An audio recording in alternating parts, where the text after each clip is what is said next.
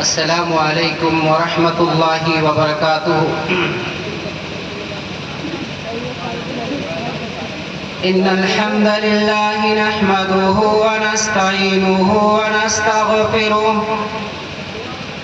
ونعوذ باللہ من شرور انفسنا ومن سیئات اعمالنا من يهده الله فلا مضل له ومن يضلل فلا هادي له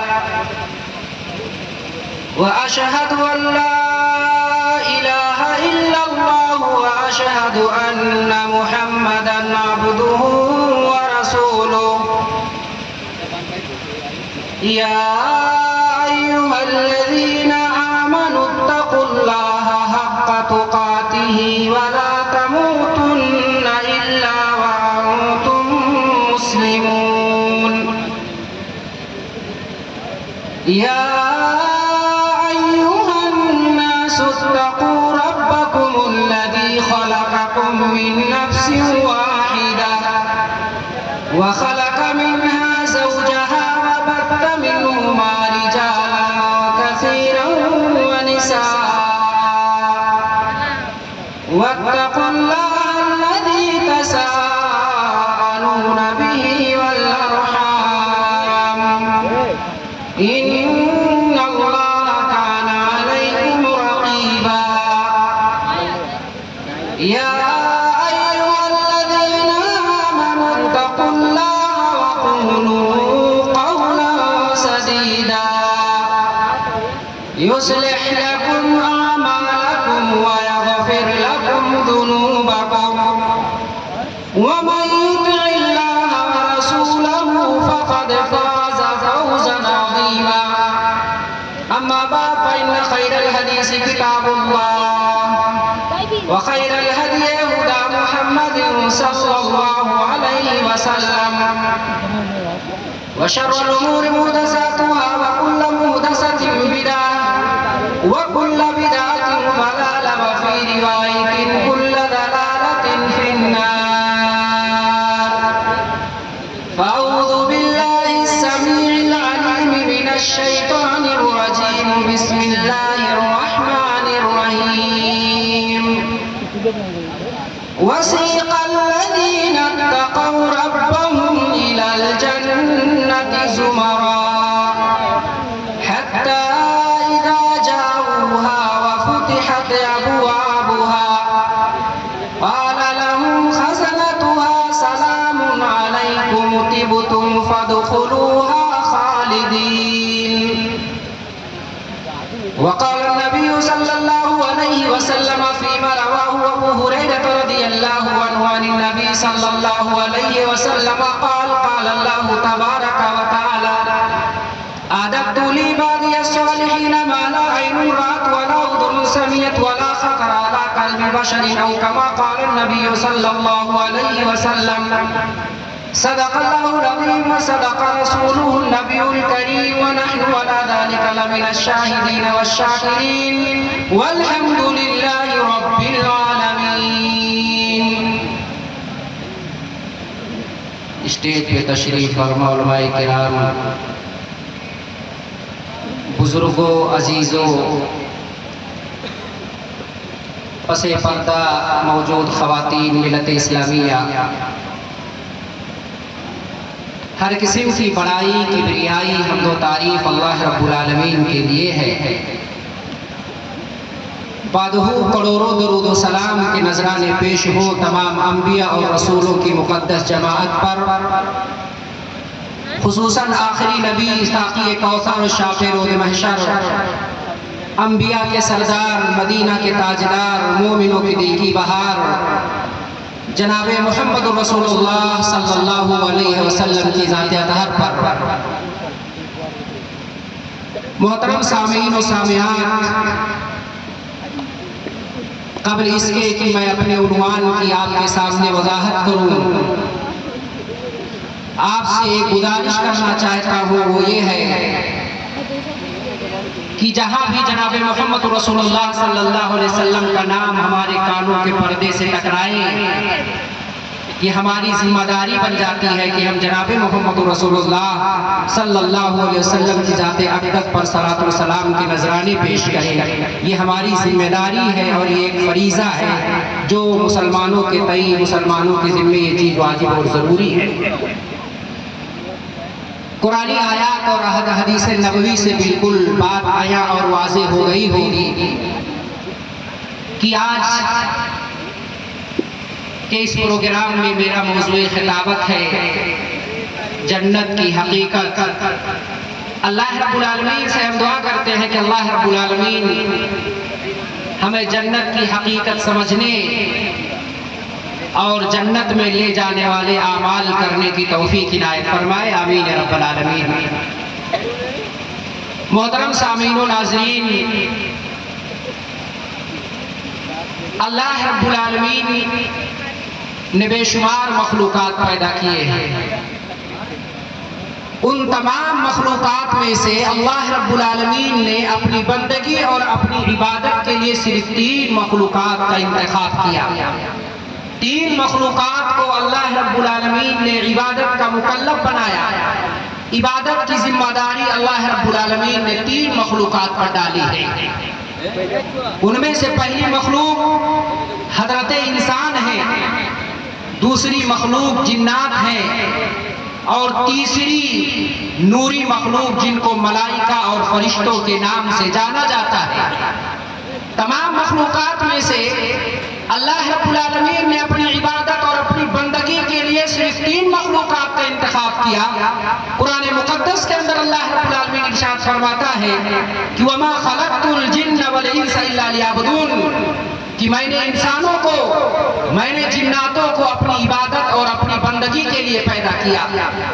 قرآن کریم کی یہ چھوٹی سی آیت کریمہ ہے، لیکن اس آیت کریمہ کی اگر تشریح اور توضیح کی جائے تو گھنٹوں کم پڑ سکتے ہیں۔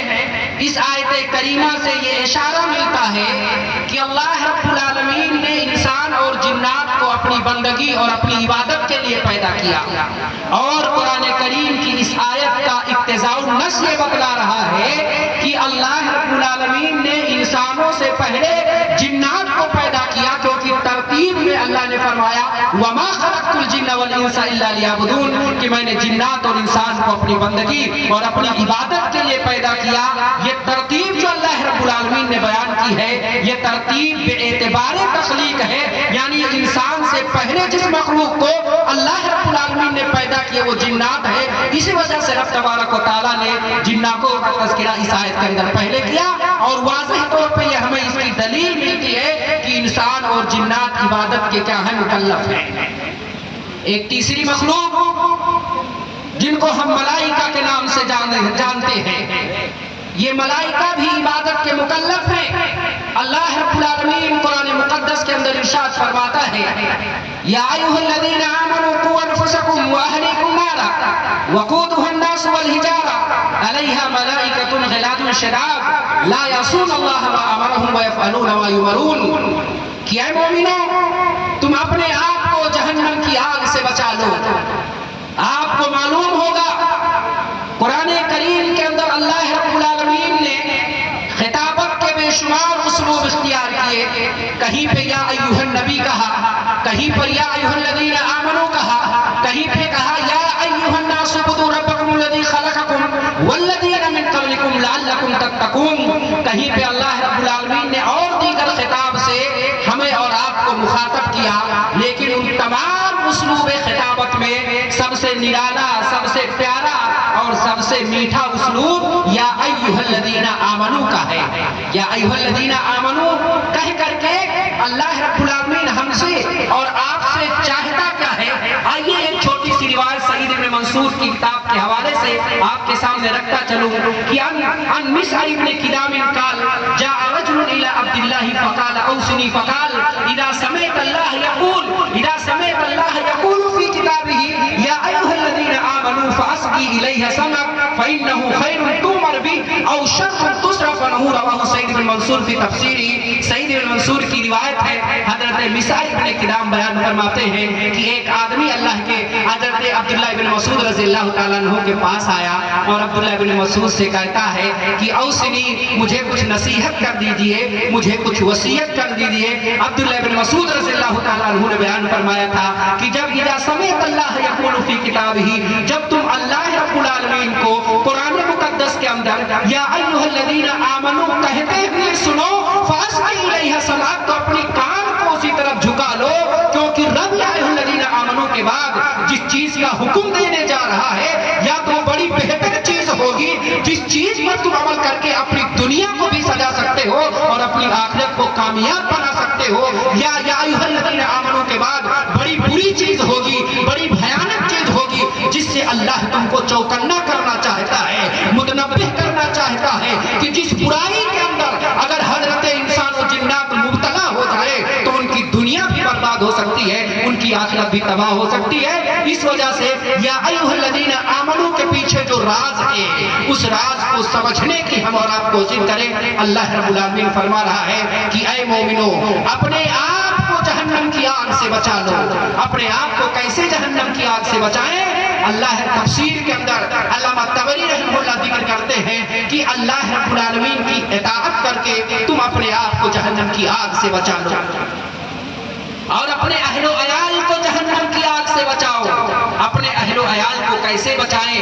دین کی باتیں بتا کر کے، اگر وہ نماز نہیں پڑھتے ہیں تو ان کو نمازی بنائیں، اگر وہ جھوٹ بولتے ہیں تو ان کی آپ تربیت کریں کہ وہ جھوٹ کو چھوڑ کر کے راست بازی کے راستے پر، سچائی کے راستے پہ آ جائیں۔ خود جہنم کی آگ سے بچو، اپنے بچوں کو جہنم کی آگ سے بچاؤ جس جہنم کے ایندھن انسان اور گندھک کے پتھر ہوں گے، ڈامر کے پتھر ہوں گے، جس کی نگہبانی بڑے غلیظ القلب مضبوط فرشتے کر رہے ہیں، وہ اتنا ہی کرتے ہیں جتنا اللہ رب العالمین نے انہیں کرنے کا حکم دیا ہے۔ وہ رب کے حکم کی سرتابی نہیں کرتے ہیں۔ اگر اللہ نے کسی کو سزا دینے پر متعین کر دیا ہے تو وہ سزا دینے رہتے ہیں، کسی کے رونے اور گانے سے ان فرشتوں پر اثر نہیں پڑتا ہے، کیونکہ اللہ رب العالمین نے جو انہیں حکم دیا ہے وہ اتنا ہی کرتے ہیں۔ اللہ رب العالمین کے حکم کی وہ خلاف ورزی نہیں کرتے ہیں۔ مفسرین کرام لکھتے ہیں کہ جو اطاعت یہاں پہ اطاعت کی بات ہو رہی ہے، یہ اطاعت عبادت کی ایک قسم ہے اور اس قسم کا مطالبہ اللہ رب العالمین نے فرشتوں سے کیا ہے،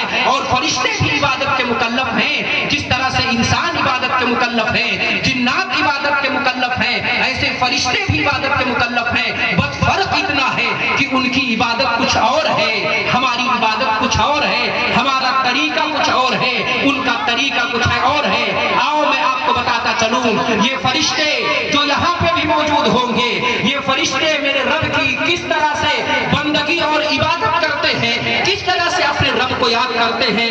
آئیے میں آپ کے سامنے جناب محمد رسول اللہ صلی اللہ علیہ وسلم کی ایک بڑی مشہور حدیث رکھتا چلوں، جس کے اندر فرشتوں کی عبادت کا تذکرہ کیا گیا ہے کہ ان ابی ذر رضی اللہ عنہ قال قال رسول اللہ صلی اللہ علیہ وسلم انی ارى ما لا ترون واسمع ما لا تسمعون اتت السماء وحق لها ان تئت ما فيها موضع اربع اصابع الا وملك واسع جبهته ساجدا لله والله لو تعلمون ما اعلم لبقيتم كثيرا ولزهدتم قليلا وما تلذذتم بالنساء على الفرش ولخرجتم الى السودات تجارون الى الله عز وجل وقال ابو ذر الغفاري رضي الله عنه لوددت عني كنت شجرة توجد اخرجه الترمذي في ابواب زهد رسول الله صلی اللہ علیہ وسلم وصححہ الالبانی۔ امام البانی رحمہ اللہ نے اس حدیث پر صحت کا حکم لگاتے ہوئے ذکر کیا۔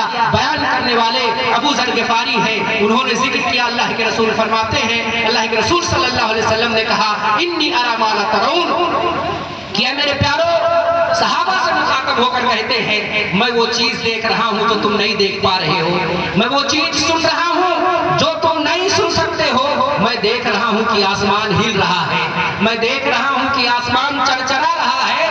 اللہ کے رسول صلی اللہ علیہ وسلم نے آسمان کے ہلنے اور اس کے چرچرانے کی وجہ یہ بیان کی کہ ما فیہا موضع اربع اصابع الا وملک واقف جبہتہ ساجدا للہ۔ اللہ کی قسم، آسمان کے خلاؤں میں 4 انچ کے برابر بھی ایسی خالی جگہ آپ کو نہیں ملے گی جہاں پہ کوئی فرشتہ اپنے ماتھے کی عبادت اور بندگی نہ کر رہا ہو۔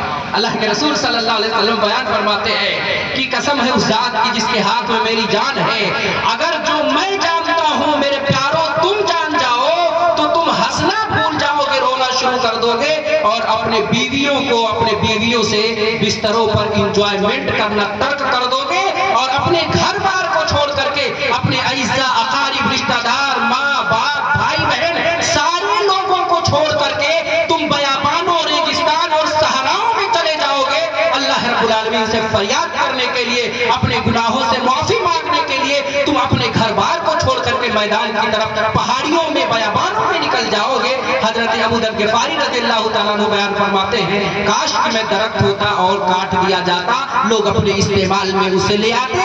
یہ حدیث بتلا رہی ہے کہ جس طرح ہم سجدے میں جا کر کے اپنے رب کو یاد کرتے ہیں، وہ فرشتے سجدے میں جا کر کے اللہ کو یاد کرتے ہیں، جس طرح ہم رکوع میں جا کر کے اپنے رب کی بڑائی کبریائی تسبیح تحمید بیان کرتے ہیں، ایسے ہی وہ فرشتے اللہ رب العالمین کی تسبیح اور اس کی بڑائی سجدے اور رکوع میں جا کر کے بیان کرتے ہیں۔ اور فرشتوں کی عبادت کیا ہے، کس طرح سے وہ فرشتے، جس طرح اللہ رب العالمین ہمارے لیے مسجدیں رکھی ہیں، ایسے فرشتوں کی عبادت کے لیے آسمانوں میں مسجدیں ہیں، جس طرح ہمارے لیے کعبہ ہے، ایسے فرشتوں کے لیے اللہ نے کعبہ آسمان کے اندر تعمیر کر رکھا ہے، اللہ رب العالمین نے بنایا ہے۔ آئیے وہ روایت بھی، اس روایت کی ایک جھلک آپ کے سامنے رکھتا چلو، جس کے اندر فرشتوں کی مسجدوں کا تذکرہ اور جہاں پہ فرشتے حج کے لیے جاتے ہیں، اللہ کی عبادت کے لیے جاتے ہیں، اس کا تذکرہ اس روایت کے اندر ہے کہ ان قتادہ رضی اللہ عنہ قال ذکر لنا رسول اللہ صلی اللہ علیہ وسلم البیت المعمور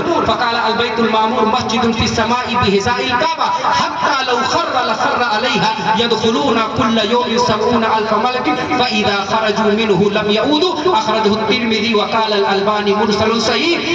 طبری رحمہ اللہ نے اس کو ذکر کیا ہے، امام البانی نے اس پر صحت کا حکم لگایا ہے۔ حضرت قتادہ بیان فرماتے ہیں کہ ایک مرتبہ اللہ کے رسول صلی اللہ علیہ وسلم نے ہم سے بیت معمور کا تذکرہ کیا، آباد گھر کا تذکرہ کیا، کہا کہ بیت معمور یہ آسمان کے اندر اور بعض روایات کے اندر ہے کہ 7ویں آسمان پر بنی ایک مسجد ہے جس کا نام بیت معمور ہے، اور روایت کے اندر اس کا ڈائریکشن یہ بتلایا گیا بحذاء الکعبہ، کعبہ کے بالکل سدھائی پر وہ 7ویں آسمان پہ بنی ایک مسجد ہے جس کا نام بیت معمور ہے۔ اللہ کے رسول نے تشبیہ دیا، کہا کہ اگر آسمان سے وہ مسجد گر جائے تو اس کا ملبہ آ کر کے بیت اللہ کی چھت پر گرے گا، یعنی اشارہ یہ ہے کہ بالکل کعبہ کی جو چھت ہے اس کے بالکل سدھائی پر 7ویں آسمان اللہ رب العالمین کے عرش کے نیچے ایک مسجد ہے، جس مسجد کے اندر فرشتے حج کے لیے اللہ کی بندگی عبادت کے لیے جاتے ہیں، جس کو ایک بار موقع مل جاتا ہے پھر قیامت کی صبح تک کسی فرشتے کو وہاں جانے کا موقع نہیں ملے گا، اس کی باری نہیں آئے گی۔ اس سے آپ اندازہ لگائیں کہ کتنی تعداد ہے ان فرشتوں کی، اور ساتھ ہی ساتھ یہ بھی ہمیں اشارہ ملا کہ وہ فرشتے اللہ رب العالمین کی عبادت اور بندگی کے لیے جاتے ہیں۔ اب سوال یہ پیدا ہوتا ہے کہ ہماری اور ان کی عبادت کے اندر فرق کیا ہے؟ معمولی فرق ہے ہماری اور ان کی عبادت کے اندر۔ اللہ رب العالمین نے فرشتوں کے یہاں جو عبادت رکھی ہے، اس عبادت کے اندر انکار کا جو مجال ہے، انکار کا راستہ ان کے یہاں نہیں ہے، ان کو کرنا ہی کرنا ہے، نہ کا سوال ہی نہیں ہے ان کے یہاں۔ لیکن اللہ رب العالمین نے جب انسان اور جناتوں کی جب باری آئی تو میرے رب نے قرآن کے اندر واضح کر دیا اِنَّا هَدَيْنَاهُ السَّبِيلَ إِمَّا شَاكِرًا وَإِمَّا كَفُورًا، اے حضرت انسانوں جنات، ہم نے تمہارے لیے راستوں کی وضاحت کر دی ہے، صحیح راستہ کیا ہے، غلط کیا ہے، حلال کیا ہے، حرام کیا ہے، رحمانی راستہ کون سا ہے، شیطانی راستہ کون سا ہے، حرام راستہ کون ہے، حلال راستہ کون ہے، شرک کیا ہے، بدعت کیا ہے، سنت کیا ہے، ساری چیزوں کی وضاحت تبارک و تعالیٰ نے کر دیا۔ کہا اِنَّا هَدَيْنَاهُ السَّبِيلَ إِمَّا شَاكِرًا وَإِمَّا كَفُورًا۔ اب مانیا نہ مانیے حضرت انسان اور جنات کی مرضی ہے، اللہ رب العالمین فرماتا ہے ہم نے راستے بتا دیے، یہ حلال ہے، یہ حرام ہے، یہ جائز ہے، یہ ناجائز ہے، یہ رحمانی راستہ، یہ شیطانی راستہ ہے، اِمَّا شَاكِرًا وَإِمَّا كَفُورًا۔ یہ انسان کے مرضی پہ ڈیپینڈ ہے کہ وہ اللہ والا بن کر کے رہنا چاہتا ہے یا شیطان والا بن کے رہنا چاہتا ہے، جائز راستے پہ چلنا چاہتا ہے یا ناجائز راستے پہ چلنا چاہتا ہے، شیطان کے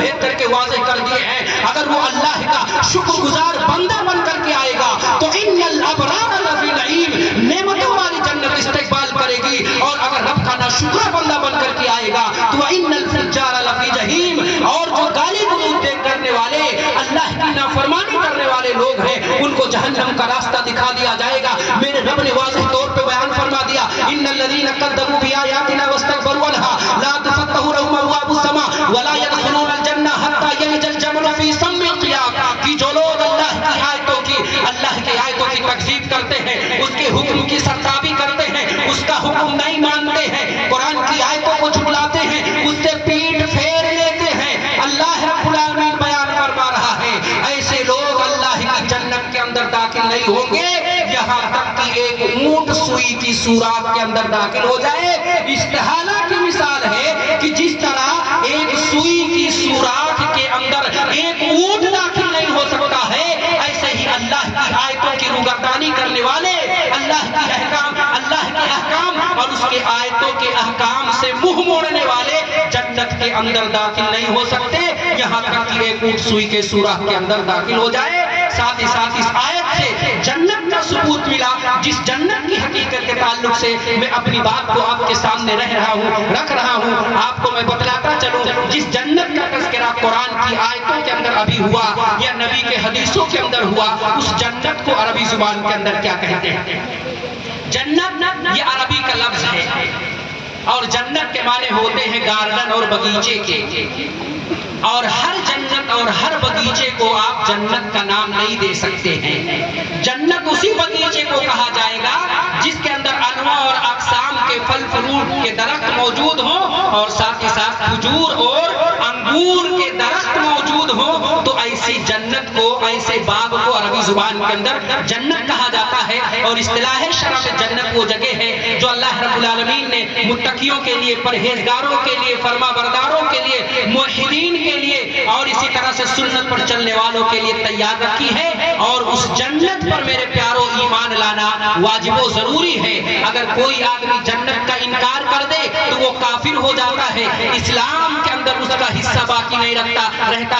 جنت یہ حق ہے، اس پر ایمان لانا واجب و ضروری ہے. جنت حق ہونے کی دلیل جناب محمد رسول اللہ کی حدیث ہے جس کو امام مسلم نے کتاب الایمان کے اندر ذکر کیا ہے کہ ان عبادہ بن صامت رضی اللہ عنہ قال قال رسول اللہ صلی اللہ علیہ وسلم من قال اشهد ان لا اله الا الله وحده لا شريك له وان محمدا عبده ورسوله وان عيسى عبد الله ورسوله وكلمته القاها الى مريم وابن امته وروحه القاه الى مريم وان الجنه حق وان النار حق ادخله الله من اي ابواب الجنه ثمانيه شاء اخرجه مسلم في كتاب الايمان. مسلم شریف کی روایت ہے. عبادہ بن صامت بیان فرماتے ہیں کہ اللہ کے رسول صلی اللہ علیہ وسلم نے بیان فرمایا کہ جو شخص کہے کہ میں گواہی دیتا ہوں کہ اللہ رب العالمین کے علاوہ کوئی معبود نہیں ہے، اللہ کی وحدانیت، اس کی فردانیت کا اقرار کر لے، نبی کی رسالت اور نبی کی عبودیت کا، نبی کے بندہ ہونے کا وہ اقرار کر لے اور ساتھ ہی ساتھ حضرت عیسیٰ کو اللہ رب العالمین کا بندہ مان لے،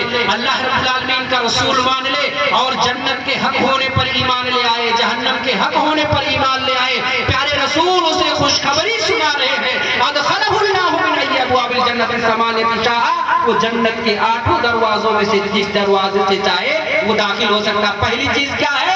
اللہ کی توحید ہے.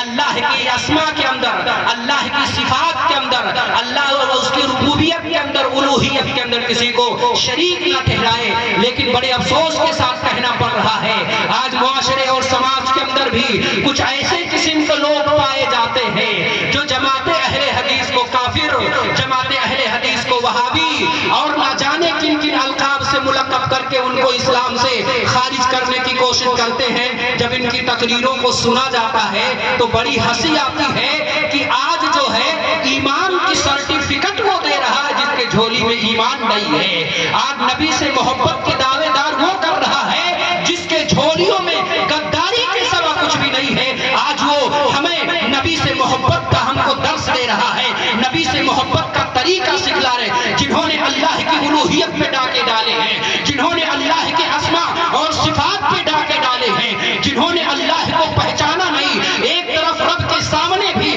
اپنے جبین کو خم کھاتے ہوئے نظر آتے ہیں. تو دوگلا پنی آپ دیکھیں کہ پیروں فقیروں کے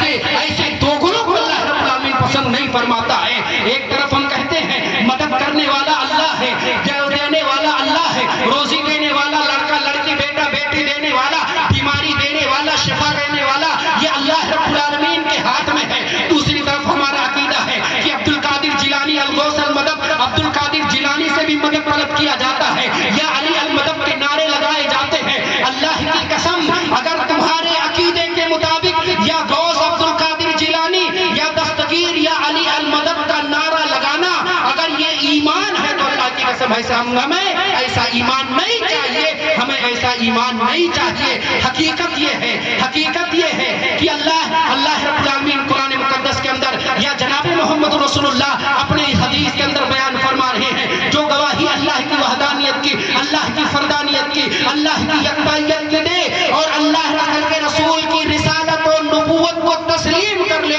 جنت کے 8 دروازوں میں سے جس دروازے سے چاہے داخل ہو جائے. مجھے ہنسی آتی ہے کہ آج جو ہے ہمارے اوپر کفر کا لیبل لگایا جاتا ہے, وہابی کافر ہے, وہابی گستاخ ہے, یہ غدار مصطفیٰ ہے, اسے نبی سے محبت نہیں ہے, اسے دنیا بھر کے تانے دیے جاتے ہیں. جبکہ اگر دیکھا جائے تو اللہ کی قسم حقیقی محبت ان کے یہاں نہیں ہے. نبی کے نام پہ کس طرح سے دھاندلی کی جاتی ہے, محبت کے نام پہ سنت کا گلا گھونٹا جاتا ہے, نبی کی سنت پہ ڈاکے ڈالے جاتے ہیں, اللہ کی وحدانیت کو چاک کیا جاتا ہے, اس کے اسماء صفات پہ ڈاکے ڈالے جاتے ہیں. جبکہ اسلام نے, شریعت نے شرک کے سارے چور دروازوں کو بند کر دیا. یہاں تک کہ نماز جنازہ ہے, نماز جنازہ آپ پڑھتے ہیں, آپ دیکھیں ظہر کی نماز پڑھتے ہیں, رکوع سجدہ کرتے ہیں, عصر کی نماز میں رکوع اور سجدہ ہے, دیگر نمازوں میں رکوع اور سجود ہے,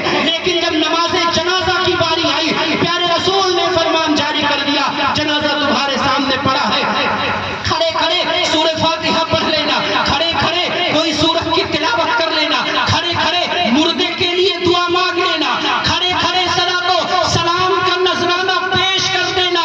لیکن خبردار مردہ تمہارے سامنے ہے, جھکنا نہیں, رکوع نہیں کرنا, سجدہ نہیں کرنا. یہاں سے تعلیم ہمیں یہ دی گئی کہ اے لوگوں, انسان اگر مردہ ہو گیا ہے تو اس کے سامنے جھکنا, اس کے سامنے سجدہ کرنا جائز نہیں ہے. جب زمین کے اوپر پیارے مصطفیٰ نے ناجائز قرار دیا تو من مٹی کے نیچے دبنے کے بعد اس سے جو ہے اس کے سامنے سجدہ اور رکوع کرنا جائز کیوں کر ہو سکتا ہے. ہمیں کفر کی بات, ہمیں کافر, ہمیں کہتے ہیں اللہ کی قسم یہ تو اپنے مقدر کی بات ہے کہ تمہارے جھولیوں میں صرف کفر ہے, تمہیں کفر کے علاوہ کچھ نہیں آتا ہے, تمہارے جھولیوں میں کفر ہے. ہماری دکان پہ اگر کفر کا پروڈکٹ ہے تو ہم ایمان کا پروڈکٹ دے سکتے ہیں؟ ہرگز نہیں دے سکتے. ہمارے جھولیوں میں ایمان ہے تو ہم لوگوں کو ایمان بانٹتے ہیں, تمہارے جھولیوں میں کفر ہے, تمہیں کفر مبارک ہو. جماعت اہل حدیث کو اللہ مبارک ہو, توحید مبارک ہو, ایمان مبارک ہو. ہم کسی کو کافر نہیں کہتے ہیں جب تک کہ نصوص قاطعہ صریحہ دلالت نہ کرے اس کے کفر پر, جب تک ہم کسی کو کافر نہیں کہتے ہیں. کفر کہنا یہ تم کو مبارک ہو, لوگوں کو ایمان میں لانا ہمیں مبارک ہو, یہ ہماری خاصیت ہے اور یہی منہج اہل حدیث ہے, یہی صحابہ کا طریقہ ہے. جب تک براہین قاطعہ صریحہ ہمارے سامنے نہ آ جائے ہم کسی کو کافر نہیں کہتے ہیں. اسی طرح سے میں آپ کو بتاؤں, بہت سارے لوگوں نے جنت کا انکار کیا, لیکن کسی اہل حدیث نے ان کو کافر نہیں کہا. سر سید احمد کا نام آپ نے سنا ہوگا. سر سید احمد جب یورپ سے پڑھ کر کے آئے, سائنس اور ٹیکنالوجی کے میدان میں مہارت حاصل کر کے آئے, تو آ کر کے اپنا فیلڈ چھوڑ کر کے قرآن کی تفسیر لکھنی شروع کر دی. آگے کیا ہوا؟ معجزات انبیاء پہ پہنچے, معجزات انبیاء کا انکار کیا. آگے جنت کا ذکر آیا, جنت کا انکار کیا, جہنم کا انکار کیا, دابۃ الارض کا انکار کیا, حضرت عیسیٰ کے نزول کا انکار کیا, اور ایسے قطعیات شریعت کا انہوں نے انکار کیا. اور آگے چل کر کے نیچریت کو انہوں نے ترویج و اشاعت کی. اگر انہوں نے توبہ کر لیا ہوگا مرنے سے پہلے تو اللہ بخش سکتا ہے, لیکن اگر توبہ کی نصیب نہیں ہوئی تو اللہ کی قسم اللہ رب العالمین ایسے لوگوں کو معاف نہیں کرے گا جنہوں نے قطعیات دین کا انکار جان بوجھ کر کے کیا. اللہ رب العالمین سے ہم دعا کرتے ہیں کہ اللہ رب العالمین ایسے بدعقیدوں کے عقیدوں سے اللہ فرمائے. اور آج بہت سارے فتنے ہمارے سماج اور معاشرے کے اندر، ایک طرف تو شرک و بدعت کا فتنہ تھا، آج ہمارے سماج اور معاشرے کے اندر ایک طرف بردرس کا فتنہ ہے، ایک طرف سسٹرز کا فتنہ ہے، ایک طرف جماعت اسلامی کا فتنہ ہے، ایک طرف قادیانیوں کا فتنہ ہے، ایک طرف بردرس کا فتنہ. آج سارے فتنے مل کر کے جماعت اہل حدیث پہ حملے کرتے ہوئے نظر آتے ہیں. اور ہمارے ہی صفوں میں بیٹھے چاہے مودودیت کے پرچار کرنے والے ہو، اسراریت کے ہمارے نوجوان ڈاکٹر اسرار کو بہت سنتے ہیں، اپنا ہیرو مانتے ہیں، جبکہ اسرار کا عقیدہ وحدت الوجود کا عقیدہ تھا. ایک یعنی حلول کا بھی وہ عقیدہ رکھتا تھا کہ اللہ بندے کے اندر داخل ہو جاتا ہے. ہمارا نوجوان بڑے شوق سے سنتا ہے. میرے پیارو، طلاقت لسان پہ آپ نہ جائیں، آپ منہج دیکھیں کہ منہج کیا ہے. منہج دیکھ کر کسی کو تقریر کو سنے، یہ نہ کہ آپ کو اچھی لگے تو آپ اس کی تقاریر کو سنے. نوجوان اہل حدیث نوجوان ہے، جگہ جگہ طارق مسعود کی مثال دیتا ہے، جس کے ذہنوں کے اندر اہل حدیث کے تعلق سے خباثت بھری ہوئی ہے، لیکن اہل حدیث جماعت کے نوجوانوں کو اپنی طرف آکرشت کرنے کے لیے، اپنی طرف متوجہ کرنے کے لیے کبھی کبھار اہل حدیث کے سپورٹ میں بات کر دیتا ہے. یہ وہ بہروپی ہے جو آپ کے عقیدے کو، آپ کے منہج کو بگاڑنے کی کوشش کرتے ہیں. اور اگر آپ نے ان کی سماعتوں کو، اپنے آپ کی سماعتوں کو ان کی تقریروں کے حوالے آپ کرتے رہے تو اللہ کی قسم ایک دن آپ بھی صلح کلی کے درجے میں آ جائیں گے. تو ایسے بہروپیوں سے، چاہے وہ مرزا جہلمی ہو، چاہے مودودی ہو، چاہے امین حسن اصلاحی ہو، اہل حدیث مسجدوں کے اندر جن کی تفسیر میرے پیاروں رکھی ہوئی ہے اور بڑے شوق سے لوگ پڑھتے ہیں. آپ 5ویں پارے کے اندر اس نے مائز ابن مالک اسلمی کا ذکر کیا، ان کے رجم کا ذکر کیا، تو نعوذ باللہ وہ ظالم صحابی کے بارے میں لکھتا ہے کہ مائز ابن مالک اسلمی ایسے ہی تھا جب جیسے کوئی انڈو اور سانڈ جب بکریوں کو دیکھ لیتا ہے تو نعوذ باللہ اس کے پیچھے لگ جاتا ہے. ایسے مائز ابن مالک جب وہ کسی عورت کو دیکھتا تھا تو اس کے پیچھے چلے جاتا تھا اور میدان جنگ سے چھپا رہتا تھا. ظالموں نے صحابہ کو بھی نہیں چھوڑا، جن صحابہ کے گلے کے اندر ظالموں نے رسیاں ڈال کر کے مدینہ کے، مکہ کے گلیوں میں، تپتی صحراؤں میں گھسیٹا تھا، جنہوں نے اپنے اعضا کو اللہ اور اس کے رسول کی محبت میں کٹا دیا، جنہوں نے اپنے سینے کھول دیے، 93 تیروں کے زخم ان کے بدن پہ لگے، یہ چھاتی اللہ کے رسول پہ کر کے تیروں کا سامنا اپنے پیٹ سے کیا. ظالموں کو حیا نہیں آئی کہ اگر تم نے صحابہ کو نہیں چھوڑا تو بتاؤ اس دنیا کے اندر کون وہ آدمی ہوگا جو صحابہ سے افضل اور اعلیٰ ہو سکتا ہے، جنہوں نے قرآن ہمیں دیا، نبی کی حدیثیں ہمیں دی، محبت کا طریقہ ہمیں بتایا. ظالموں نے صحابہ کو نہیں چھوڑا، صحابہ کی عدالت کو مجروح کر دیا، صحابہ کی سطاعت پر انہوں نے ڈاکے ڈالے ہیں. اللہ نپٹے گا ان سے. لیکن میرے پیاروں، کہنے کا مقصد یہ ہے کہ ایسے غیر منہجی علماء کی تقریریں اور ان کی تفسیریں اگر آپ کی مسجدوں میں ہو تو ان سے اٹھا کر کے کپڑے میں لپیٹ کر منومن مٹی کے نیچے دفن کر دیجئے. نہیں چاہیے ہمیں ایسے لوگوں کی تفسیریں جن کی تفسیروں میں صحابہ کو باغی کہا گیا ہو، ان کی عدالت کو مجروح کیا گیا ہو. نہیں چاہیے مجھے ایسی تفسیریں اور ایسی تفسیروں کی کتابیں ان ظالموں کے لیے مبارک ہو جو ان تمام منحرف تنظیموں کو سپورٹ کرنے والے ہیں. میں ذکر یہ کر رہا تھا کہ جنت و جہنم کے بے شمار انکاری موجود ہیں، جن میں اندر سر فہرست سر سید احمد خان ہے. میں اور آپ کو بتاؤں کہ جنت پر جنت حق ہے، ایمان لانا واجب و ضروری ہے. اب میں آپ کو جنت کی طرف لے کر کے چلتا ہوں کہ اللہ رب العالمین کی جنت کتنی خوبصورت ہے اور کتنی حسین ہے وہ حسنہ جو اللہ رب العالمین نے اپنے بندوں کے لیے تیار کر رکھی ہے. اللہ کے رسول صلی اللہ علیہ وسلم کی بڑی مشہور حدیث ہے جس کے اندر جنت کا اجمالی خاکہ کھینچا گیا ہے کہ ان ابی ہریرہ رضی اللہ عنہ عن النبی صلی اللہ علیہ وسلم قال قال اللہ تبارک و تعالی اعددت لعبادی الصالحین ما لا عین رأت ولا اذن سمعت ولا خطر علی قلب بشر. اخرج البخاری فی کتاب التوحید. بخاری شریف کی روایت ہے. ابو ہریرہ روایت کرتے ہیں کہ اللہ کے رسول فرماتے ہیں کہ اللہ رب العالمین نے فرمایا کہ میں نے اپنے نیک بندوں کے لیے ایسی چیز تیار کر رکھی ہے جس کو کسی آنکھ نے دیکھا نہیں ہے، کان نے سنا نہیں ہے. ارے دیکھنا اور سننا تو بڑی دور کی بات ہے. ولا خطر علی کا تصور اور خیال بھی نہیں آیا ہوگا کہ کتنی حسین و جمیل ہے اللہ کی وہ حسنہ جو حسین عمل کرنے والوں کے لیے اللہ رب العالمین نے تیار کر رکھی ہے.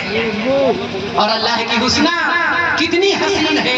آؤ میں اللہ کے حسنہ کی وضاحت جناب محمد رسول اللہ صلی اللہ علیہ وسلم کی حدیث سے کرتا چلوں کہ کتنی خوبصورت ہے اللہ کی جنت جو اللہ رب العالمین نے اپنے بندوں کے لیے تیار کر رکھی ہے. پیارے رسول کی پیاری حدیث سنیں کہ نبی ہریرہ رضی اللہ عنہ قال قلنا یا رسول اللہ اخبرنا عن الجنة وما بناؤها قال لبنة من ذهب ولبنة من فضة وملاتها المسك الأصفر وحسباؤها اللؤلؤة والياقوت وتربتها الزعفران من يخلد ينعم ولا يموت وينعم ولا يموس ولا يبلى شبابهم ولا تفرق ثيابهم. اخرجه احمد في مسنده.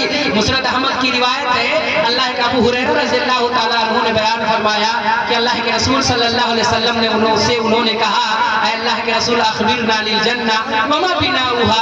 اے اللہ کے رسول ہمیں بتا دیجئے کہ جنت کیسے بنی ہے, اللہ نے جنت کیسے بنائی ہے. اللہ کے رسول صلی اللہ علیہ وسلم بیان فرماتے ہیں کہ لبنۃ من ذهب کہ جنت کی ایک اینٹ کس کی ہے؟ سونے کی ہے. جنت کی ایک اینٹ سونے کی ہے اور دوسری اینٹ چاندی کی ہے. اور سونے اور چاندی کے اینٹ کو اللہ رب العالمین نے جوڑنے کے لیے جو گارے استعمال کیے ہیں وہ پھوٹنے والا خوشبو ہے. وَحَسْبَاؤُهَا اللُّؤْلُؤَةُ وَالْيَاقُوتُ اور جو چھری اور گٹی اور سنگریزے استعمال کیے ہیں اللہ رب العالمین نے وہ ہیرے اور جواہرات ہیں.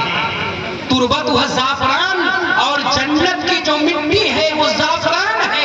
من يدخلها يخلد جو اللہ کی اس جنت کے اندر داخل ہو گیا یخلد وہ امر ہو جائے گا, ہمیشگی کی زندگی پا جائے گا. ولا يموت اور اس جنت کے اندر اسے موت نہیں آئے گی.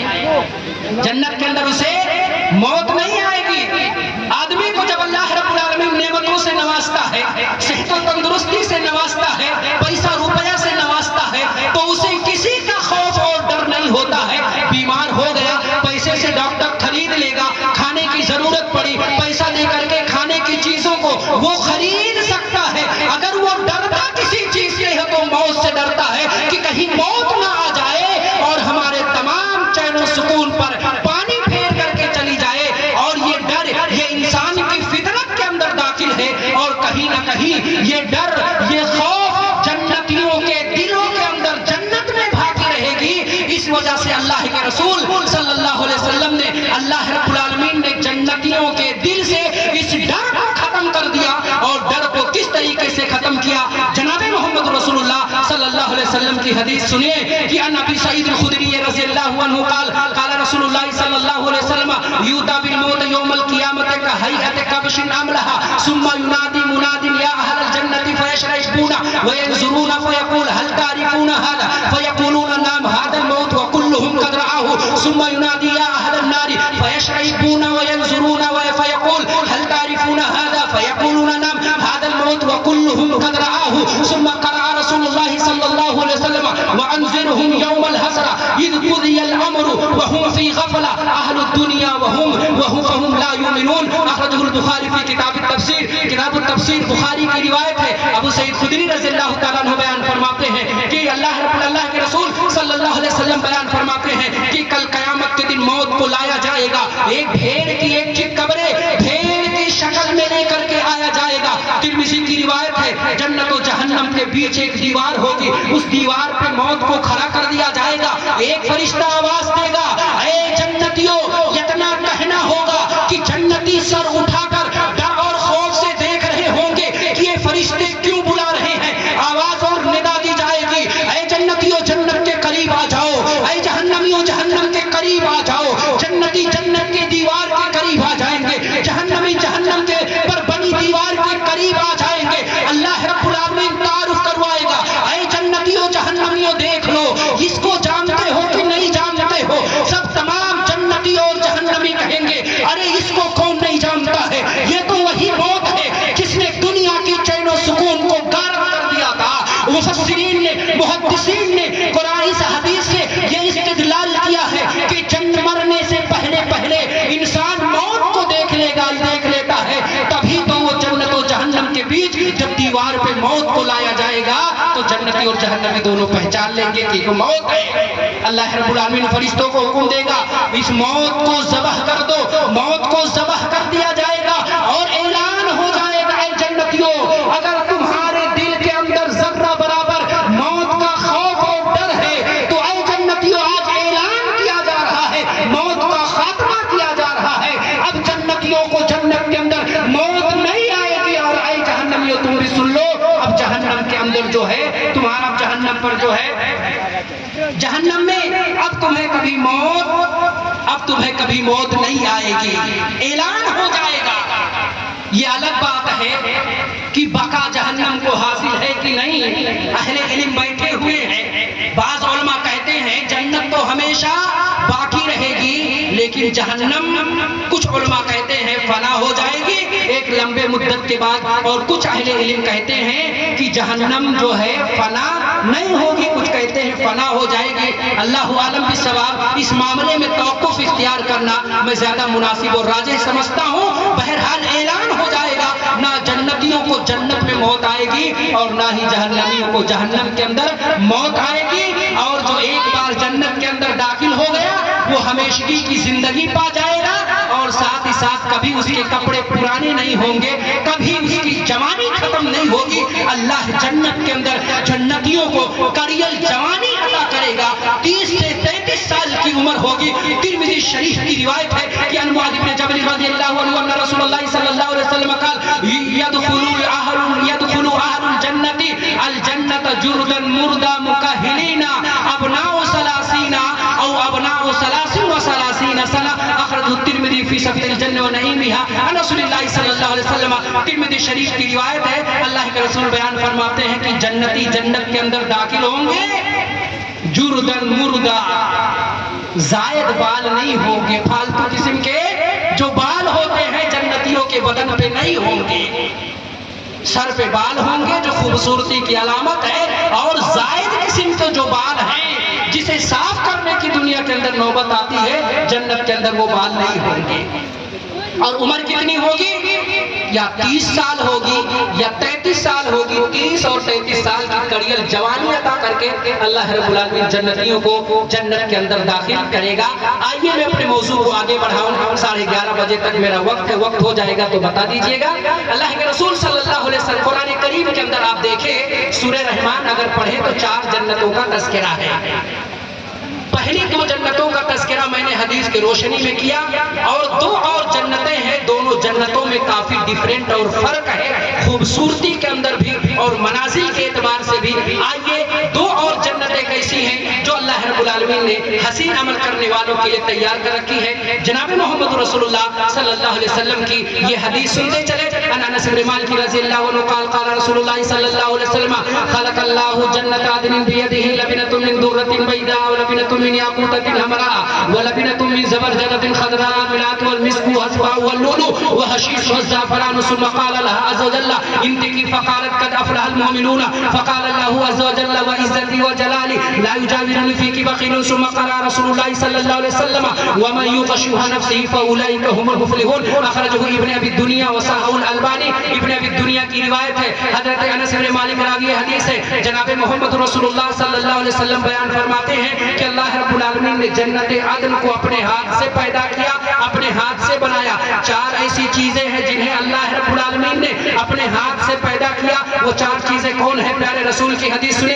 عن ابن عمر رضی اللہ عنہ قال قال رسول اللہ صلی اللہ علیہ وسلم خلق اللہ 4 اشیاء بیدہ القلم والعرش والقلم وجنت عدن وآدم اخرجہ الدارمی فی نقلہ علی المریث الجہمی وقال الذہبی اسنادہ جید۔ صحیح روایت عبداللہ بن عمر بیان فرماتے ہیں کہ اللہ کے رسول صلی اللہ علیہ وسلم نے بیان فرمایا کہ اللہ نے 4 چیزوں کو اپنے ہاتھ سے پیدا کیا۔ ایک عرش ہے جس پر میرا رب مستوی ہے، اور تمام مسلمانوں کا یہ عقیدہ ہونا چاہیے کہ اللہ رب العالمین عرش پر مستوی ہے، اور جو اللہ کے عرش ہونے پر انکار کرے ایسے آدمی کے ایمان پر سوالیہ نشان لگتا ہے۔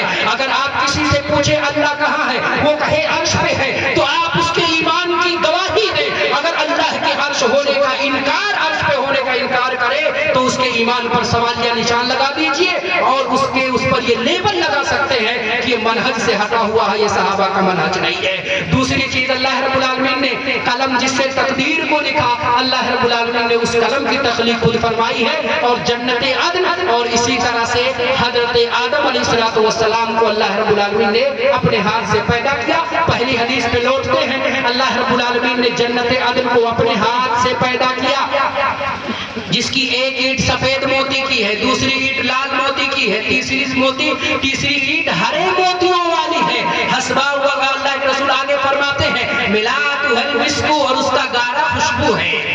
حسبا اللولو، اس کے جو سنگریزیں ہیں وہ ہیرے جواہرات ہیں۔ وہ حشیش الزعفران، اور جنت کا جو دوبا ہے وہ زعفران کا پودا ہے۔ اللہ جنت عدن کو بنانے سجانے سوارنے کے بعد کہتا ہے انتقی اے جنت عدن، بول تیرے اندر داخل کون ہوگا؟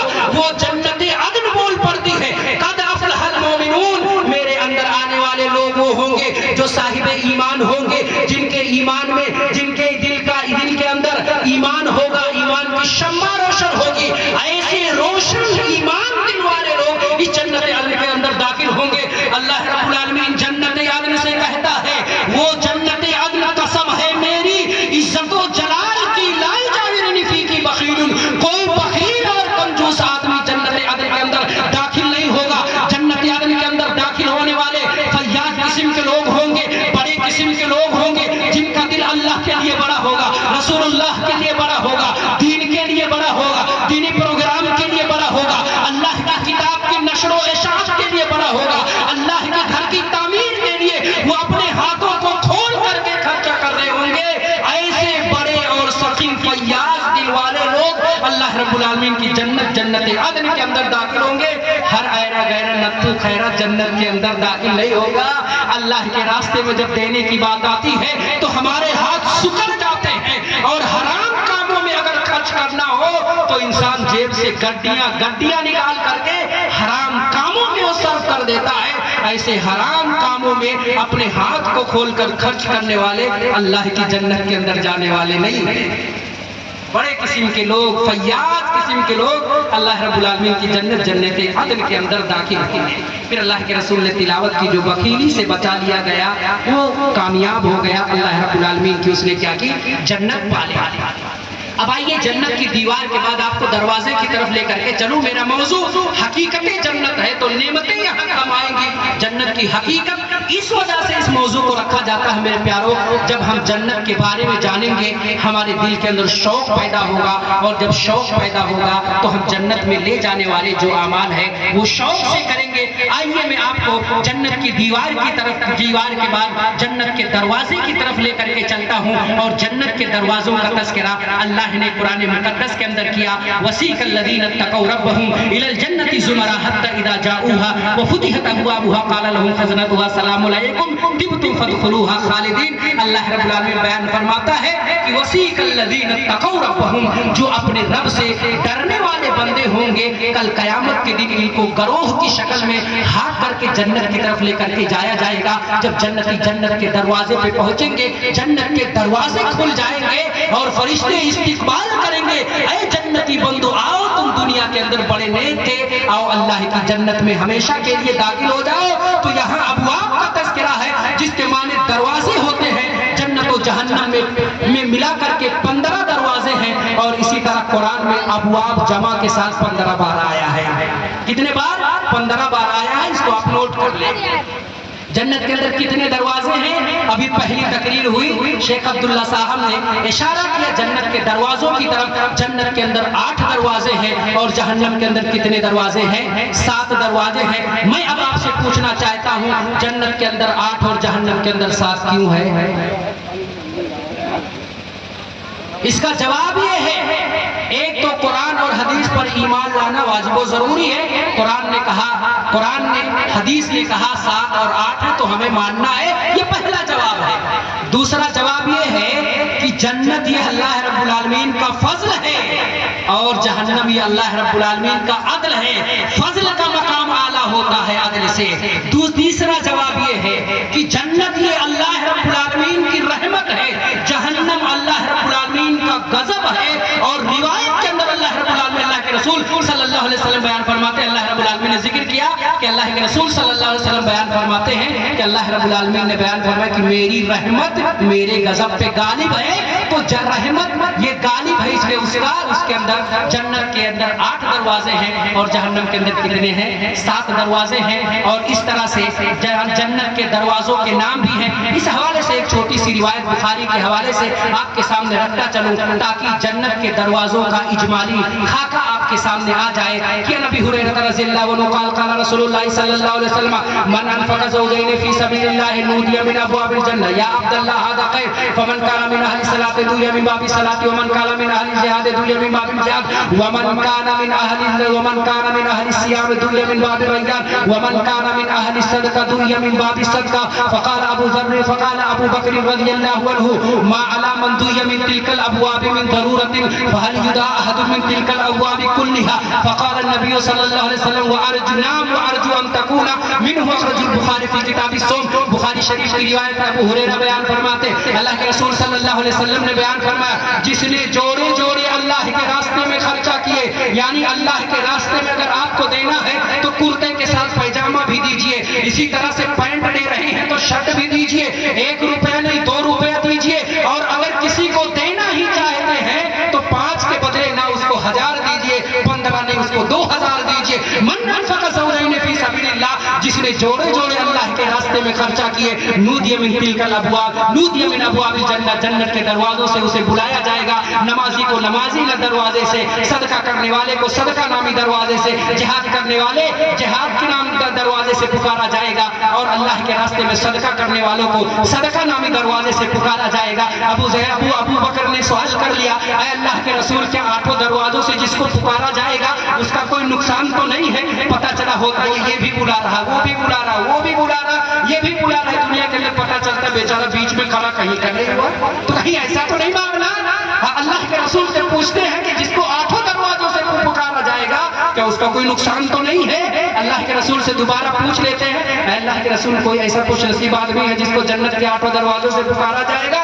اللہ کے رسول صلی اللہ علیہ وسلم نے کہا نام ارجو ان تکون منہ، نام ہاں بہت سارے لوگ ایسے ہیں جن کو جنت کے 8 دروازوں سے پکارا جائے گا، انہی میں سے ابو بکر تم ہو۔ اجابت کی گھڑی تھی، ابو بکر کو کہا ابو بکر تم کو جنت کے 8 دروازوں سے بلایا جائے گا، اور یہ جنت کے دروازے کھلتے بھی ہیں بند بھی ہوتے ہیں، کب کھلتے ہیں کب کھولتے ہیں کب بند ہوتے ہیں۔ آئیے جناب محمد رسول اللہ کی ایک اور حدیث آپ کے سامنے مسلم کے حوالے سے رکھتا چلوں کہ نبی ہریرہ رضی اللہ عنہ ان رسول اللہ صلی اللہ علیہ وسلم قال تفتح ابواب الجنة يوم الاثنين ويوم الخميس فيغفر لكل عبد لا يشرك بالله شيئا الا رجل كانت بينه وبين اخيه شأن فيقال انذروا هذين حتى يستلها انذروا هذين حتى يستلها انذروا هذين حتى يستلها اخرج مسلم في كتاب البر والصلة والآداب۔ مسلم شریف کی روایت ہے، ابو ہریرہ بیان فرماتے ہیں اللہ کے رسول صلی اللہ علیہ وسلم نے بیان فرمایا کیا کہا کہ جنت کے دروازے سوموار کے دن اور جمعرات کے دن کھول دیے جاتے ہیں، تمام لوگوں کی اللہ رب العالمین مغفرت بیان کر دیتا ہے، صرف 2 بد نصیب بنتے ہیں جن کی مغفرت اللہ نے فرماتا ہے، ایک وہ آدمی جو اللہ کے ساتھ شرک کرتا ہے، اور دوسرا وہ آدمی جو اپنے بھائی کے لیے اپنے دل کے اندر کینہ رکھتا ہے،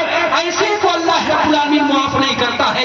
آج ہمارے سماج اور معاشرے، اگر آپ سماج پر نگاہ دوڑائیں تو آپ کو پتہ یہ چلے گا بھائی باپ کی بیٹے سے نہیں بنتی ہے، بیٹے کی باپ سے نہیں بنتی ہے، ماں کی لڑائی بیٹی سے ہے، بیٹے کی لڑائی باپ سے ہے، بھائی بھائی میں لڑائی ہے، بغاوت ہے، ایک دوسرے کے خلاف مقدمے کیے ہوئے ہیں، وہ اس سے سلام کرنے کے لیے تیار نہیں، وہ اس سے سلام کرنے کے لیے تیار نہیں، وہ دائیں جاتا ہے تو وہ بائیں جاتا ہے، اس طرح دشمنی عداوت کینہ بغض ہمارے دلوں کے اندر جگہ بنا چکے ہیں کہ سلام کرنے کے لیے تیار نہیں، یہاں تک کہ ایک مسلمان بھائی اپنے مسلمان بھائی کے تعلق سے کہتا ہے مولانا بگہے پہ بھی گھا بک جائے لیکن اپنا مقدمہ اس سے واپس نہیں لوں گا۔ یہاں تک کہ بہت سارے لوگ آپ کو ملیں گے جنہوں نے اپنے بھائیوں کو قتل بھی کر دیا ہے زمین و جائیداد کے لیے۔ حدیث میں پیارے رسول بیان فرماتے ہیں من حجر اخاہ فوق صلاۃ، جس نے 3 دن سے زیادہ اپنے بھائی سے ترک تعلق کیا اور اسی پہ اس کی موت ہو جاتی ہے، ایسا آدمی جہنم کے اندر داخل ہوگا۔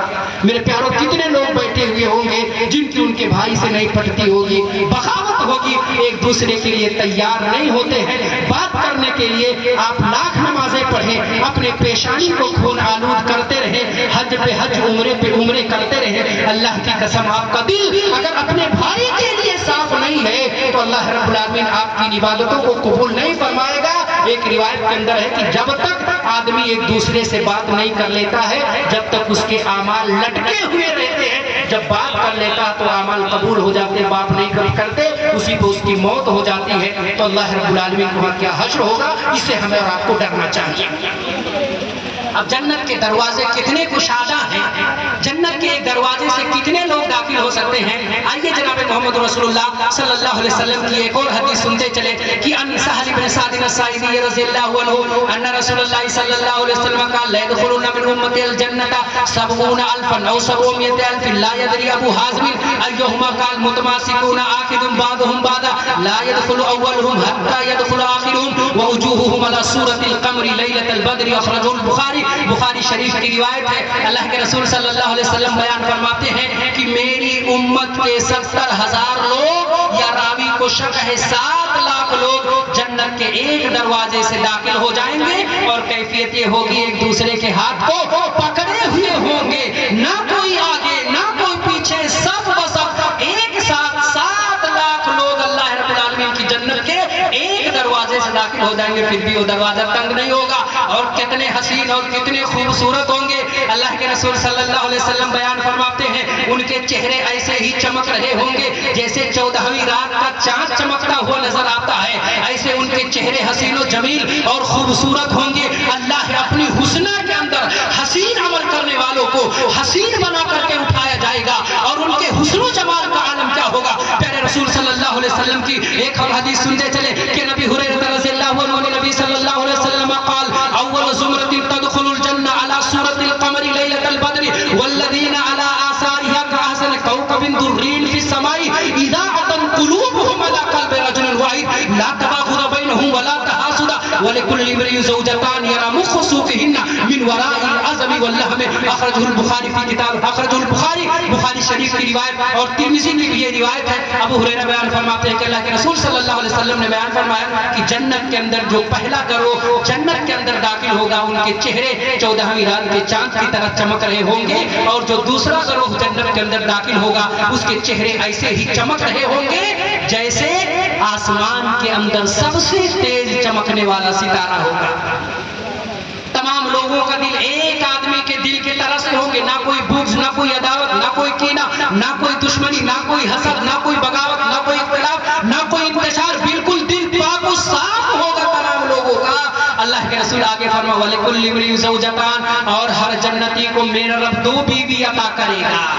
بہت سارے لوگ اسلام کو بدنام کرنے کے لیے 100 حوروں کہتے ہیں کہ اسلام تو لوگوں کو بارے میں کہتا کہ ایک جنتی کو 100 حوریں عطا کرے گا, اور اسی کے چکر میں آتنکواد اور دہشت گردی پھیلا رہے. ایسے لوگوں کو اپنی ذہنیں صاف کر لینا چاہیے کہ یہ 100 حوروں کو جو تصور ہے یہ کسی صحیح روایت سے ثابت نہیں ہے. صحیح روایتوں میں ہے کہ عام جنتی کو 2 عورتیں اللہ رب العالمین عطا کرے گا, اور خوبصورت حسین و جمیل چہرہ عطا کر کے اللہ رب العالمین جنتیوں کو جنت کے اندر داخل کرے گا. اب آپ کو جنت کے اندر بھی لے کر کے چلو, وقت بہت کم ہے اس لیے میں اپنی بات بڑی تیزی سے رکھتا ہوں تاکہ کچھ باتیں آپ کے علم میں آ جائے اور آپ کے دل کے اندر شوق پیدا ہو جائے, عمل کرے تاکہ اللہ رب العالمین کی جنت کے اندر ہم داخل ہو جائیں. اب آپ کو میں جنت کے اندر لے کر کے چلتا ہوں. اب جنتی کو اللہ نے خوبصورت بھی بنا دیا ہے, در و دیوار بھی بیان کر دیا. اب آپ کو جنت کے اندر لے کر کے چلتا ہوں کہ جنت کے اندر جب جنتی داخل ہوگا تو کتنا اس کا ویلکم اور سواگت کیا جائے گا, رب کھانے اور پینے کے لیے کیا دے گا. پیارے رسول صلی اللہ علیہ وسلم کی حدیث سن کے اپنے قلوب و اذہان کو منور کرتے رہے کہ ان ثوبان مولى رسول اللہ صلی اللہ علیہ وسلم قال كنت قائما عند رسول الله صلى الله عليه وسلم فجاء هبر من احبار اليهود فقال السلام عليك السلام عليك يا محمد فدفعته دفعة كاد يسر منها فقال لما تدفعني فقال الا تقول يا رسول الله صلى الله عليه وسلم فقال اليهودي انما ندعوه باسم الذي سماه به اهله فقال رسول الله صلى الله عليه وسلم ان اسم محمد سماني به اهلي فقال اليهودي جئت أريد أسألك فقال رسول الله صلى الله عليه وسلم أينفعك شيء إن حدثتك فقال أسمع بأذني فنكت رسول الله صلى الله عليه وسلم بعود معه فقال سل فقال اليهودي أين يكون الناس يوم تبدل الأرض غير الأرض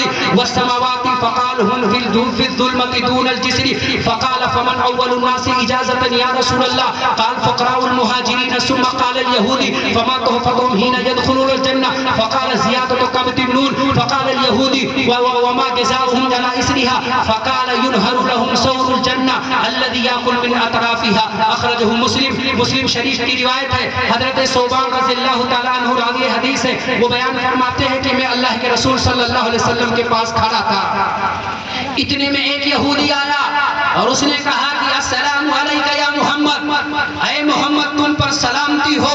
اتنا سننا تھا کہ حضرت ثوبان نے اس کو اتنا تیز دھکا دے دیا کہ جا کر کے دیوار پہ لڑ گیا.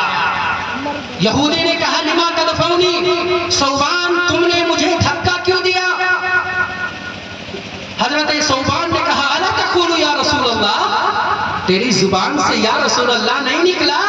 پتہ یہ چلا مسلم شریف کی اس روایت سے کہ یا محمد یا نبی, میں جواز اور عدم جواز کی بات نہیں کرتا. نبی اعلیٰ ہیں اور نبی کے لیے اعلیٰ صفات بھی ہونے چاہیے. نبی سے محبت اور نبی سے سچی عقیدت کا تقاضا یہ ہے کہ نبی کو یا محمد کہہ کے نہ پکارا جائے, یا رسول اللہ کہہ کے پکارا جائے. اب آپ کو حیرت ہوگی کہ یا رسول اللہ تو کوئی دوسرا لگاتا ہے, ہمارے مجازی بھائی لگاتے ہیں تو ہم لگا کر کے ان کے صف میں کھڑا نہ ہو جائے. میرے پیارو, ان کے لگانے کا انداز کچھ اور ہے, ہمارا انداز کچھ اور ہے. ہم عقیدت و محبت میں یا رسول اللہ کہتے ہیں, وہ عقیدت و محبت کے ساتھ حاضر و ناظر کا عقیدہ رکھ کر کے یا رسول اللہ کے نعرے لگاتے ہیں. وجہ تفریق یہ ہے کہ ہم نبی کو حاضر و ناظر مان کر کے یا رسول اللہ نہیں کہتے ہیں. ہم نبی سے عقیدت اور محبت اور نبی کو اعلیٰ صفات سے ملقب کرتے ہوئے یا رسول اللہ کہنے میں کوئی کباہت, کوئی حرج نہیں ہے. اور ایک صحابی کے منہج کا پتہ چلا کہ یا محبت سے اعلیٰ یا رسول اللہ ہے, اور یہی مسلم کے الفاظ ہیں. اور مسلمانوں کو اس ادب کو ملحوظ رکھنا چاہیے. اللہ کے رسول صلی اللہ علیہ وسلم, اس یہودی نے اللہ کے رسول صلی اللہ علیہ وسلم سے پوچھا, اے اللہ کے رسول یہ بتائیے جب زمین و آسمان کو بدل دیا جائے گا تو لوگ کہاں ہوں گے؟ اللہ کے رسول صلی اللہ علیہ وسلم نے بیان فرمایا کہ پل صراط سے پہلے تھوڑا سا اندھیرا ہوگا, اسی اندھیرے میں تمام لوگ اکٹھا ہوں گے. پھر یہودی نے سوال کیا, اے اللہ کے رسول سب سے پہلے اس پل کو کون پار کرے گا؟ اللہ کے رسول صلی اللہ علیہ وسلم نے بیان فرمایا سب سے پہلے پل صراط کو پار کرنے والے وہ فقراء صحابہ کرام ہوں گے جنہوں نے مکہ کو چھوڑ کر مدینہ اختیار کیا تھا, جناب محمد رسول اللہ کے ساتھ ہجرت کیا تھا.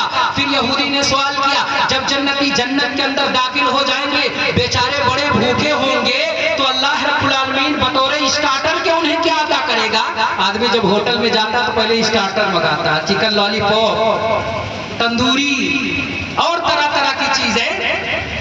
فطرت جنت کے اندر بھی نہیں بدلے گی. ایک چیز ہمیشہ ذہن میں رکھے, جو فطرت انسان کی ہے اس فطرت کو اللہ رب العالمین نے جنت کے اندر برقرار رکھا ہے. فطرت کو اللہ رب العالمین نے چینج نہیں کیا. آدمی ہوٹل میں جاتا اسٹارٹر کا مطالبہ کرتا, رب نے جنت کے اندر اسٹارٹر کا مطالبہ کیا. یہودی نے پوچھا ان کو بطور اسٹارٹر کے کیا پیش کیا جائے گا؟ اللہ کے رسول نے کہا مچھلی کی کلیجی کے کنارے کا حصہ. کلیجی تو ویسے کم ملتی ہے, کنارہ, اور کلیجی کا کنارہ بڑا ٹیسٹی ہوتا ہے, کھایا کیجئے, بہت ٹیسٹی ہوتا ہے. پھر یہودی نے پوچھ لیا اللہ کے رسول اسٹارٹر تو مل گیا, اب اس کو کھانے کے لیے کیا دیا جائے گا, کیا آرڈر ہوگا؟ اللہ کے رسول صلی اللہ علیہ وسلم نے بیان فرمایا, تھم کر بیٹھئے, اللہ کے رسول صلی اللہ علیہ وسلم يُنْهَرُ لَهُمْ سَوْرُ الْجَنَّةِ, اللہ رب العالمین جنتیوں کے لیے جنت کے اندر ایک بیل ذبح کرے گا. يُنْهَرُ لَهُمْ سَوْرُ الْجَنَّةِ, جنت کے اندر میرا رب ایک بیل ذبح کرے گا, اس بیل کے گوشت کو جنتی جنت کے اندر کھائیں گے. میرے پیارو, یہاں پہ میں ایک بات آپ کو کہہ دینا مناسب سمجھتا ہوں تاکہ میرے تقریر کو کوئی غلط مطلب نہ نکال لے. اگر دنیاوی حکومتیں آپ کو منع کرتی ہیں کہ اس کا گوشت نہیں کھائیے تو آپ نہیں کھائیے, اپنے زبان پہ تالے لگا کر رکھے, کسی کے حرمت کو آپ پامال نہ کرے. حکومتیں منع کرتی ہیں تو آپ حکومتوں کی بات کو مانیں, آپ نہ کھائیں, صبر کریں, مرغی کھا لیں, بکرا کھا لیں,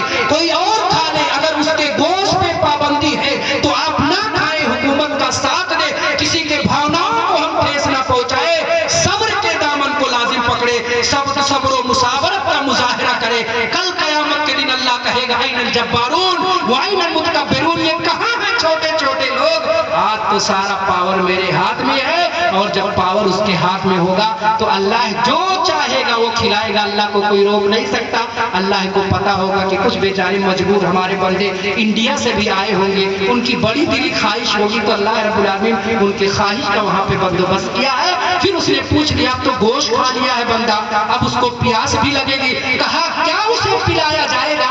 اللہ کے رسول نے بیان فرمایا من عین تسمى سلسبیلا، ایسے چشمے سے اللہ رب العالمین پلائے گا جس کا نام سلسبیل ہے، جس کی دھارائیں بڑی معتدل ہے، اس کے اندر جماوٹ نہیں ہے۔ وجہ یہ ہے کہ اگر پانی زیادہ تیز بہتا ہے، دھارائیں بلند ہے، تو قریب جانے سے ڈرتا ہے، اور اگر پانی جمع کیا ہوا ہو تو اسے پینے سے کراہت محسوس کرتا ہے۔ ان دونوں چیزوں کو رب نے ختم کیا۔ جنت کے اندر جو نہر بہ رہی ہوگی اس کی دھارائیں بڑی معتدل ہوں گی، سکون و اطمینان کے ساتھ بہنے والا سلسبیل نامی چشمے سے اللہ رب العالمین جنتیوں کو جنت کے اندر کیا کرے گا؟ پانی پلائے گا۔ اور اب اسٹارٹر مل گیا، گوشت بھی کھا لیا ہے، پانی بھی پی لیا ہے، 30 سال کی جوانی ہے، 33 سال کی جوانی ہے، تب اسے کسی اور چیز کی حاجت ہوگی، بیوی کی حاجت ہو سکتی ہے، شادی کی حاجت ہو سکتی ہے، وہ بھی بندوبست اللہ رب العالمین نے کر رکھا ہے۔ کہا کہ پھر اس کے بعد ہر ایک جنتی کی شادی 2 جنتی عورتوں سے کیا کر دیا جائے گا؟ کرا دیا جائے گا۔ تو یہ جنت کے اندر چند چیزیں تھی، اور جنت کے اندر ایک آخری اور عظیم نعمت میں آپ کے سامنے بیان کر کے اپنی تقریر کو ختم کرتا ہوں۔ جب جنتی ساری نعمتوں سے لطف اندوز ہوں گے تو اللہ رب العالمین ایک سب سے بڑی نعمت سے ان کو نوازے گا، اور وہ سب سے بڑی نعمت کیا ہے؟ پہلے جناب محمد رسول اللہ صلی اللہ علیہ وسلم کی حدیث سنتے چلے۔ ان ابی قاسم ان ابی قیس بن حازم قال لجرير بن عبد الله كنا عند النبي صلى الله عليه وسلم اذا نظر الى القمر ليله البدر فقال اما انكم سترون ربكم كما ترون هذا القمر لا تضامون في رؤيته فان استطعتم الا تبلغوا قبل صلاه قبل طلوع الشمس قبل الغروب فافعلوا ثم قرأ رسول الله صلى الله عليه وسلم فصبح بحمد ربك قبل طلوع الشمس قبل الغروب۔ اللہ کے رسول صلی اللہ علیہ وسلم کی بڑی پیاری حدیث ہے۔ حضرت جریر بیان فرماتے ہیں ہم اللہ کے رسول صلی اللہ علیہ وسلم کے ساتھ مسجد کے اندر بیٹھے ہوئے تھے کہ اچانک اللہ کے رسول نے آسمان کی طرف نگاہ دوڑائی، 14ویں رات کا چاند اس کی طرف دیکھا اور کہا کہ اے میرے پیارے صحابہ سنو، تم اپنے رب کو جنت کے اندر ایسے اپنے ماتھے کی نگاہ سے دیکھو گے، اپنے حقیقی آنکھ سے دیکھو گے، وہاں کسی 2-2.5 پوائنٹ چشمہ لگانے کی ضرورت نہیں پڑے گی، اپنے ماتھے کی نگاہ سے اپنے رب کو ایسے ہی دیکھو گے جیسے یہ چاند تم آسمان میں نکلا ہوا دیکھتے ہو۔ اللہ کے رسول صلی اللہ علیہ وسلم نے آگے بیان فرمایا کہ جو شخص اللہ کا دیدار کرنا چاہتا ہے، اگر تمہاری طاقت یہ ہو کہ تم سے عصر اور فجر کی نماز نہ چھوٹنے پائے تو ان دونوں نمازوں پر پابندی کرو۔ اس سے اشارہ یہ ملتا ہے کہ اللہ کے رسول دیدار الہی کا ذکر کرتے ہیں، اس کے بعد فسبح بحمد ربک قبل طلوع الشمس قبل الغروب کا ذکر کرتے یہ اشارہ دے دیا ہے کہ جنت کے اندر جنتی جو اللہ رب العالمین کو دیکھیں گے وہ یا تو فجر کے وقت دیکھیں گے یا تو عصر کے وقت دیکھیں گے۔ اس وجہ سے اللہ کے رسول صلی اللہ علیہ وسلم نے بیان فرمایا کہ ان دونوں نمازوں پر تم کیا کر لو؟ پابندی کر لو، ان دونوں نمازوں پر پابندی کر لو۔ عصر اور فجر کے وقت اللہ رب العالمین جنت کے اندر جنتیوں کو کیا کرے گا؟ اپنا دیدار کرائے گا، جو جنت کی سب سے عظیم نعمت ہوگی۔ اور ایک حدیث جنت کے بازار کے حوالے سے بیان کر کے اپنی جگہ میں لیتا ہوں کہ جنت کے اندر اللہ رب العالمین نے ہمارے لوگوں کے لیے بازار کا بھی بندوبست کیا ہے۔ آدمی جمعہ کا دن ہوتا ہے بڑے شوق سے بازار جاتا ہے، آج منگل کی بازار بھنوا کے اندر ہے، بدھ ہے بھنوا کے اندر بازار جاتا ہے، انسان کو خوشی ہوتی ہے بازار جانے میں۔ اللہ نے اس کا بھی بندوبست جنت کے اندر کیا ہے۔ پیارے رسول کی مسلم کے حوالے سے حدیث سنے کہ انس بن مالک رضی اللہ عنہ قال قال رسول اللہ صلی اللہ علیہ وسلم ان فی الجنۃ لسوقا یاتونها كل جمعة فتحوا لي الشمال وتاسوا في وجوههم ثيابهم فيزدادون حسنا وجمالا فيرجعون الى اهلهم وقد ازدادوا حسنا وجمالا فيقول لهم معلوم والله لقد ازددتم بعدنا حسنا وجمالا فيقول والله انتم بعدنا لقد ازددتم حسنا وجمالا۔ مسلم شریف کی روایت ہے، انس بن مالک بیان فرماتے ہیں اللہ کے رسول صلی اللہ علیہ وسلم نے بیان فرمایا کہ جنت کے اندر ایک بازار ہے، اور یہ بازار کب لگا کرے گی؟ जुमे के दिन लगेगी। जब ये जन्नती जन्नत के अंदर पहुंचेंगे तो उत्तर की जानिब से एक हवा चलेगी और वो हवा जो है जाफरान के पर मुश्तमिल होगी। जब वो हवा और उसके गर्दो गुबार जन्नतियों के चेहरे पे पड़ेंगे, फयज़दादून हुस्नन व जमाला, जन्नतियों के चेहरों की खूबसूरती दोबारा हो जाएगी, खूबसूरती में इजाफा हो जाएगा। जब खूबसूरत मुखड़ा लेकर के, अपना चेहरा लेकर के जन्नती अपने बीवियों के पास जाएंगे तो उनकी बीवियां कहेंगी क्या बात है, जब बाजार गए थे तो कम खूबसूरत थे, बाजार करके आ रहे हो तो चेहरे की रंगत जो है निखरी हुई है, बड़े खूबसूरत हो गए हो। ये जन्नती जन्नत के अंदर जवाब देंगे, ऐ मेरी बीवियों, जब हम तुमको अपनी छोड़ करके बाजार गए थे, घरों में छोड़कर जब हम बाजार गए थे तो तुम उतनी खूबसूरत नहीं थी, क्या माजरा है, जब हम बाजार करके आ गए हैं तो तुम्हारी भी खूबसूरती के अंदर इजाफा हो गया है। ये खूबसूरती का बंदोबस्त रब ने क्यों किया है? वजह यह है कि हमारी जो फितरत है ये खूबसूरती की आशिक है। इंसान चाहता है कि उसकी बीवी खूबसूरत हो, बीवी चाहती है शौहर मोहतरम खूबसूरत हो, ये उसके दिल की तमन्ना होती है। और इस फितरत को अल्लाह रब्बुल आलमीन ने बरकरार रखते हुए जन्नत के अंदर बाजार का बंदोबस्त किया है। बाजार जुमा के दिन लगेगी, जन्नती जाएंगे बाजार करने, सौदा खरीद करके आएंगे और उनकी खूबसूरती और उनके हुस्न जमाल में इजाफा होता रहेगा, इजाफा हो जाएगा। ये है जन्नत जिसका तज़किरा मैंने आपके सामने किया। और भी बहुत सारी चीजें थी, कभी मौका मिला तो गाहे बगाए तज़किरा इसका होगा। ये अल्लाह के हुस्ना के ताल्लुक से चंद हसीन बातें जो हसीन अमल करने वालों के लिए अल्लाह रब्बुल आलमीन ने तैयार कर रखी है। हम रब से दुआ करते हैं जितने भी हाज़रीन यहाँ हैं अल्लाह सारे लोगों की हाज़िरी को कबूल फरमाए, अल्लाह रब्बुल आलमीन हमारी बख्शिश और मग़फ़िरत फरमाए, जन्नत की हकीकत समझने की तौफीक इनायत फरमाए। अल्लाह रब्बुल आलमीन जब तक हमें जिंदा रखे ईमान पर तौहीद